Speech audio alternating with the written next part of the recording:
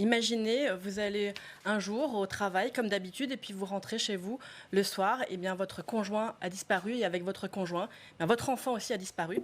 Cette situation, elle est arrivée à plusieurs pères, plusieurs mères français qui avaient un conjoint japonais. Le problème, c'est que dans ces cas-là, le conjoint japonais a pu disparaître dans la nature avec l'enfant et le parent lésé n'a alors aucun recours possible.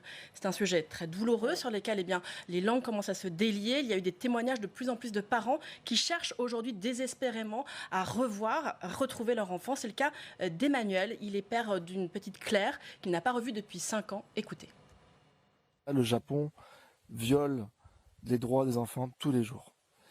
Quand je dis tous les jours, c'est que, par exemple, après un divorce, au Japon, il n'y a qu'un seul parent qui a l'autorité parentale. Donc il n'y a qu'un seul parent qui reste le parent de l'enfant. Et l'autre parent est totalement mis sur la touche de côté. Et si le parent qui est laissé pour compte, qui est seul, loin de son enfant, essaye de s'approcher de l'endroit où réside son enfant ou même de l'école, alors la police peut être appelée et ce parent-là peut être jeté en garde à vue. Comme je l'ai été témoin. Voilà, et face à ces cas terribles, le Sénat a donc décidé de se saisir du sujet. C'était hier. De quelle manière exactement ? Hier, le Sénat a adopté à l'unanimité une proposition de résolution. Donc je précise bien qu'une proposition de résolution, ce n'est en rien contraignant, ce n'est pas une loi. Une résolution qui demande en gros au gouvernement français d'agir sur le sujet, qui demande au Japon de respecter les conventions sur le droit de l'enfant et qui propose aussi certaines avancées concrètes, comme créer un poste de magistrat dédié à l'ambassade de France au Japon. Toute cette discussion, elle a eu lieu à l'initiative du sénateur de La République En Marche, Richard Yung, qui porte ce combat depuis de nombreuses années et qui d'ailleurs avait déjà fait adopter une proposition de résolution il y a une dizaine d'années sur le sujet. On l'écoute hier dans l'hémicycle. Lorsque le couple est établi à l'étranger, l'enlèvement a généralement lieu lors du séjour temporaire au Japon de l'un des parents. À cet égard, je condamne fermement les propos qui ont été tenus par un groupe d'avocats japonais à l'occasion d'un séminaire organisé à Paris le 15 mai 2018, ces avocats avaient alors expliqué à des Japonais résidant en France comment légaliser, entre guillemets, l'enlèvement d'un enfant depuis notre territoire.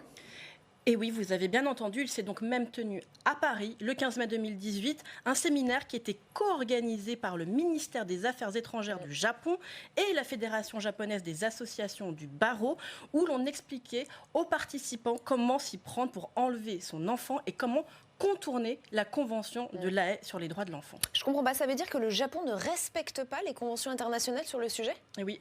Et pourtant, le Japon, il a bien signé, il a bien ratifié cette convention de La Haye en 2014. La convention, elle date quand même de 1981, donc ils ont vraiment pris le temps. Mais la convention, elle dit bien qu'elle doit protéger l'enfant sur le plan international contre les effets nuisibles d'un déplacement ou d'un non-retour illicite et établir des procédures en vue de garantir le retour immédiat de l'enfant dans l'état de sa résidence habituelle, ainsi qu'assurer la protection du droit de visite.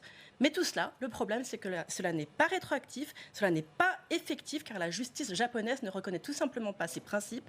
Et même pire, la police n'intervient jamais au Japon, car elle considère que ces affaires familiales ne sont pas de son ressort. Du coup, beaucoup de parents français qui voulaient intenter des actions en justice se sont entendus dire par leur propre pays que le Japon, c'est un pays souverain, et donc il n'y a pas grand-chose à faire. Est-ce que c'est aussi un problème pour les Japonais eux-mêmes ? Oui, au total, ce problème, il concerne aujourd'hui 150 000 enfants qui ont tous les deux des parents japonais. Les franco-japonais, ils sont beaucoup moins, ils sont seulement 11 selon les statistiques officielles, mais cela serait bien plus en réalité.